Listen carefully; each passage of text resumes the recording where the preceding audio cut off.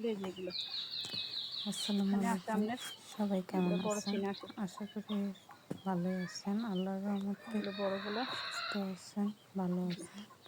আমি অনেক ভালো আছি আল্লাহর রহমতে। আমি আজকে আবার আপনাদের মাঝে আসলাম একটি ব্লগ নিয়ে। আশা করি ভিডিওটি ভালো লাগবে। আমার ফ্যামিলিতে 7জন মেম্বারের ভালো মন্দ খাবার সব দায়িত্ব আমার। ওনাদেরকে সবাইকে ভালো রেখে ওনাদের কখন কি লাগে না লাগে, খাবার, ওষুধ, পড়ালেখা সবার খেয়াল রেখে যতটুকু সময় পাই অতটুকু সময় চেষ্টা করি আসলে টানা কিছুর সংসার।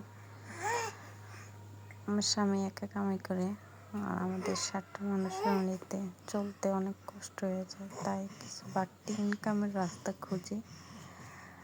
আর এটাতে আমার স্বামী খুব পজিটিভ আমাকে বোঝায়। সেখান থেকে আমি গ্রামের বাড়িতে যেহেতু থাকি তো কিছু হাঁস মুরগি পালার চেষ্টা করি, কিন্তু কিছুতেই পেরে উঠি না। আসলে হয়ে উঠলে মারা যায়, এই অসুখ হয়, হারিয়ে যায়। কিন্তু পরবর্তীতে চিন্তা করলাম যে একটা ট্রেনিং নেওয়া খুব প্রয়োজন।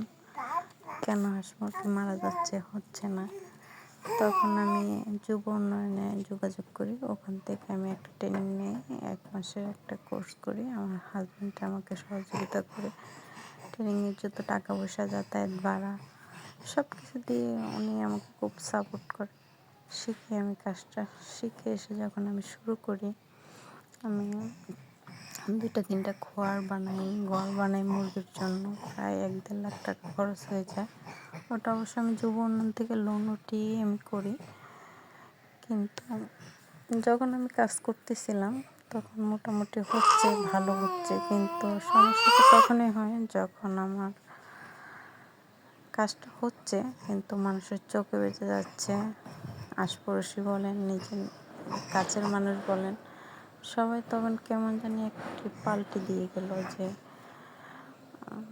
হচ্ছে, এটা কারো সহ্য হচ্ছে না, কিন্তু মুখে প্রকাশ করে না, এটা কাজে কর্মে আমাকে দেখিয়ে দিল।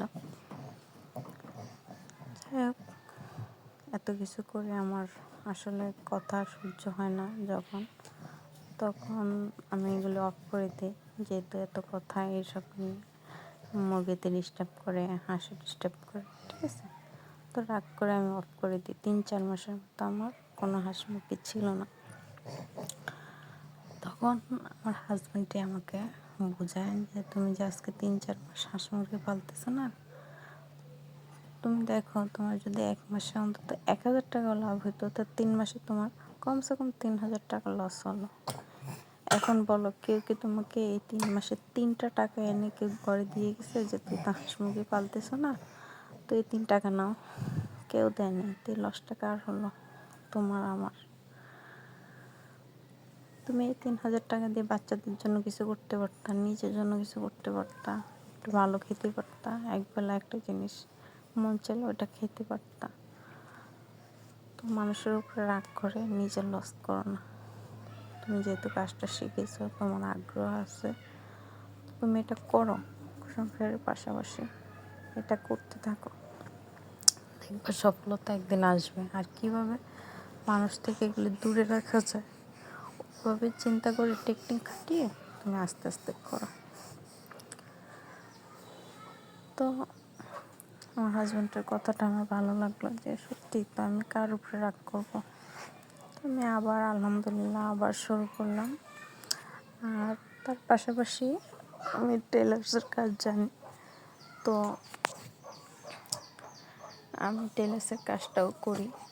যে অর্ডারগুলি পাই, আমি গ্রাম থেকে অনেকগুলো অর্ডার পাইতাম, ওটা দিয়ে আমার 5-6 হাজার টাকা ইনকাম হয় প্রত্যেক মাসে। তো এগুলো দিয়ে আমি টুকটাক চলতেছিলাম। টেলার্সের কাজটাও আমি করি। আমি হাঁস মুরগিও কিছু পালি। এখন আবার শুরু করছি হাঁস মুরগি বা টেলার্সের কাজ। আমার এই টেলারিং কাজটি আমার অর্ডারই ছিল, তো এটা আমার অর্ডার কমপ্লিট হলো, একটি বাচ্চার জামা এবং তার মায়ের সেলোর স্যুট। তো আমাদের এদিকে তো দাম একদম কম করে এক স্যুট জামা সেলাইতে নর্মালি 150 টাকা, আর একটি বাচ্চা মেয়ের জামার জন্য ওটা 80 টাকা। তো এই আর কি আমার সেলাইয়ের কাজ, মজুরি এটাই আমি নিই। বাজারে আরও বেশি, কিন্তু যেহেতু আমি গ্রামে সেলাই, বাড়িতে সেলাই, তো এই মজুরিটাই আমাকে দেয়। আমি এটাই নিই, কারোর কাছ থেকে ডিমান্ড করি না, যে যাতে তাই নিয়ে নিই। কারণ আসলে কাজটা দরকার আমার, এভাবে আমাকে কাস্টমার জোগাতে হবে। আর আমার হাতের কাজটা অনেক ভালো, কারণ আমি অনেক আগের থেকে কাজটা জানি। হাতের কাজ ভালোতে অনেকেই ভালোবেসে আমার কাছে দেয়, পছন্দ করে আমার জামা কাপড় বানানো। তো এই আর কি, আমি এইগুলি নিয়ে আসি। তারপরে এখন যে মুরগি ছিল না, এই মুরগি 5টা মুরগি পরে আবার আমি কেনার পরে 5টা না 6টা মুরগি কিনি। 6টা মুরগির থেকে একটা মুরগিকে আমি বাচ্চা দিয়ে ডিমে বসাইছি। তো ওখান থেকে আমার 6টা বাচ্চা ফুটেছিল, একটা বাচ্চা হারিয়ে গেছে, 5টা বাচ্চা আছে। আর এখন আবার 2টা মুরগিতে ডিম পাড়তেছে। এই যে ডিমগুলি আমি কালেক্ট করলাম, এখানে 20টা ডিম হয়েছে, 2টা মুরগি ডিম পাড়তেছে। হয়তো আর 2টা মিলে 5-6টা ডিম পারবে কিনা জানি না। ওদের উমে আসলে ওদেরকে দিয়ে আমি বাচ্চা ফোটাবো ডিমগুলি। তো আপনাদেরকে আমি অবশ্যই দেখাবো যখন আমি উমে বসাবো মুরগিগুলি। আর এই যে দেখেন, আমার ঘরটা একদম মন ভেঙে যাওয়াতে আমি ঘর দুয়ার কিচ্ছু পরিষ্কার করিনি, সব এলোমেলো করে ফেলে রেখেছি। আমার এই যে বুটার ঘর ছিল, আমি বাচ্চা বোর্ডিং করতাম, ঠিক আছে, চিটা খোয়ার এগুলো সব এলোমেলো করে রেখেছি। এটা মুরগির জন্য ঘর করেছিলাম, মানে বাচ্চার জন্য, বাচ্চা বোর্ডিং করে এই ঘরে রাখবো। আর বড় মুরগিদের জন্য ঘর আলাদা আছে, আমার আরও 3টা ঘর আছে।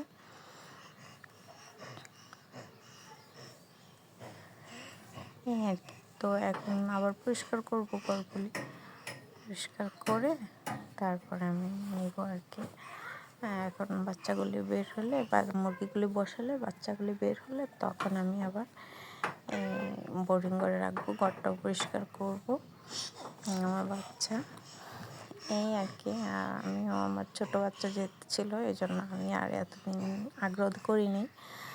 তো এখন আর কি একটু বাচ্চা যখন এখন বসতে পারে, হাঁটতে শিখবে, দাঁড়াতেছে, তো শীতের পর হয়তো বা আমার বাচ্চা হাঁটা শিখে যাবে, তখন তো একটা ঝামেলা হবে না।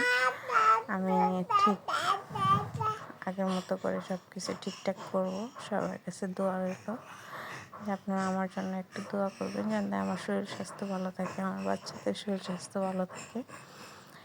আর আসলে কি, আপন মানুষের থেকে সাপোর্ট পাওয়াটা অনেকটা কষ্টের ব্যাপার, কিন্তু পর থেকে অনেকটা সাপোর্ট পাওয়া যায়। আমি জানি আপনাদের কাছে যদি আমার এই ভিডিওটি কোথাও কোনো অংশে একটু ভালো লাগে, তো অবশ্যই সাবস্ক্রাইব করবেন।